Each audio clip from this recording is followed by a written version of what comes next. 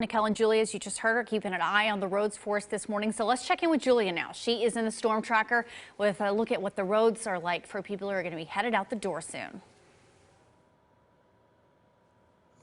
Well, Nikki, the roads are really just fine. Most of them, at least here. We're in Lawrence County, and there might be some that could have a little bit of high water on them, but I spoke with emergency management. They said that this is definitely not the highest amount of rain that they've seen in the past. You may remember back in March, they had a ton of issues here, but roads are closed, school is closed today all across the county, and that's really just a precaution. The schools just like to make sure that they're taking things safely here. So let me show you what's happening in front of us. This is really the only thing that we've seen so far. This is near Highway 43 North and Three Oaks Road here in Etheridge in the county. And we could see here that there's some utility crews who just arrived.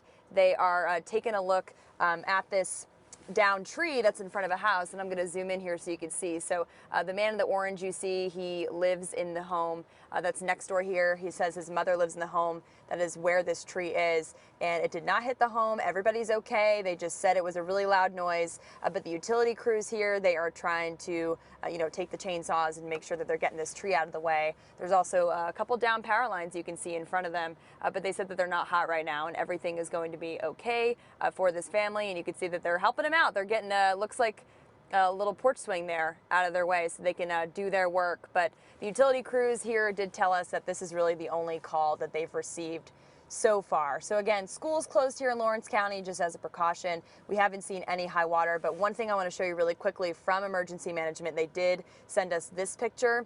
This is a problem spot that they usually deal with when there's a lot of rain, and that's Gwynn Road. This is where a low water bridge is, and they also sent us some other videos as well, some other areas that really there aren't some homes around there. It's just a road that if you're leaving your neighborhood you may run into. Again, that picture is from Gwynn Road in Lawrence County. So again, emergency management saying that these aren't major issues that they've dealt with in the past, but we'll continue to stay here. And again, everybody is okay here in Lawrence County, and any other updates we get, we'll be sure to pass them along to you here on air and on WKRN.com.